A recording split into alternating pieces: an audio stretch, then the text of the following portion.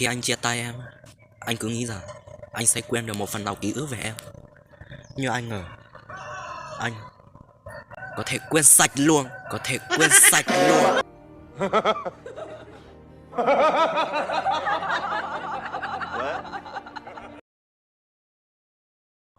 Nếu mà ngày xưa không có chiến tranh thì chúng ta đâu có phải vất vả để học lịch sử để thế không? Đéo tin. À mà tiện đây thì tôi chia sẻ luôn cho các bạn một câu nói rất chi là hay của Việt Nam, có trong lịch sử Việt Nam rất lớp 12. Một câu nói ngàn cân treo sợi tóc mà để tôi chứng minh. Cái này là tôi chứng minh. Các bạn nhìn vào màn hình đây thì các bạn sẽ thấy một cái khối đá rất chi là to này, treo một sợi dây rất chi là nhỏ. Và cái đấy chính là tôi chứng minh cho các bạn thấy là ngàn cân treo sợi tóc nó giống như thế nào. Từ đầu chia tay em, anh mãi chìm trong khói thuốc, chỉ trong 10 rượu 10 bia. Anh cũng không hiểu tại sao. Tại sao anh có thể am mừng đến lâu như vậy? Am mừng đến lâu như vậy.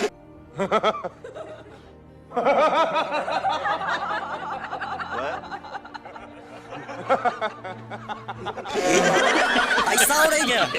Có thể am mừng đến lâu như thế được. Khi anh chia tay em, anh cứ nghĩ rằng anh sẽ quên được một phần nào ký ức về em. Nhưng anh ngờ anh có thể quên sạch luôn. Có thể quên sạch luôn. Chẳng nhớ một cái gì rồi ấy. Mày ngốc quá. Mày cứ tưởng chia tay rồi yếu làm được cái gì cơ. Mày cũng có thể đi tìm được cái chết cơ mà.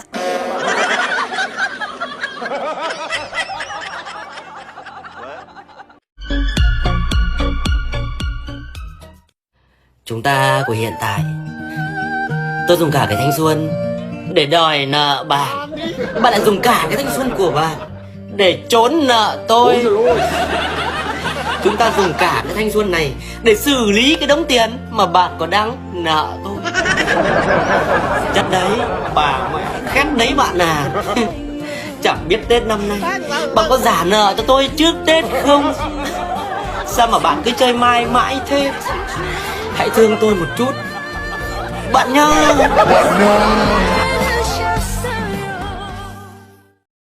Không rượu chè, lô đề cờ bạc gái hú, bia ôm không ba sàn bay lắc, không tệ nạn xã hội, cỏ ke kẹo đá, không người yêu luôn. Còn gì nữa đâu mà khóc với sầu. Càng ngày là tôi càng mệt với mấy em mà nhỏ tuổi hơn tôi rồi đấy. Nào là không nhuộm tóc thì đời không nệ. Cái đấy. Rồi nào là lái chị không, em có lái chị không, yêu chị đi chị thương. Thôi chị lớn quá đi. Lái máy bay thì em có chơi được, còn lái chị thì thôi em chơi không nổi. Thôi nói thế thôi chứ khi nào mà chị cho lái thì cứ gọi nhé.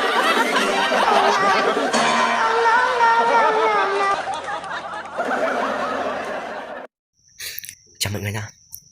Hôm nay mình chia sẻ một câu chuyện bập mí của mình cho mọi người này.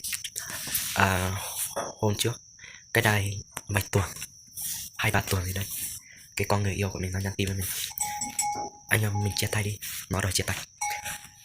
Sau là mình hỏi lý do là tại sao lại đòi chia tay, thì nó trả lời là mình chia tay để em có tập trung vào sự nghiệp. Thật, nó tập trung vào sự nghiệp thật. Chưa đầy 2 tuần, có ngay một cái thiệp mời trong sự nghiệp.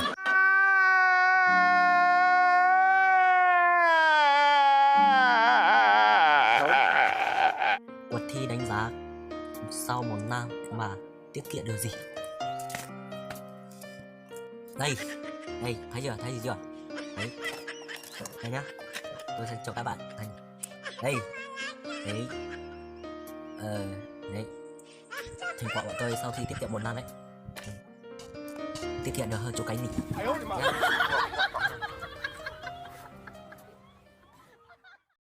Nhà văn học lớn nhất của người Trung Quốc Lỗ Tấn từng nói: trên con đường thành công không bao giờ có dấu chân của kẻ lười biếng. Được, em nói đúng đấy. Đúng đấy. Có thằng lười biếng nào mà nó chịu đi bộ đâu. Nó đi xe mà. Thì đây, trên đấy không có dấu chân của nó là đúng rồi. Nhưng mà em lên kiểm tra lại xem đã.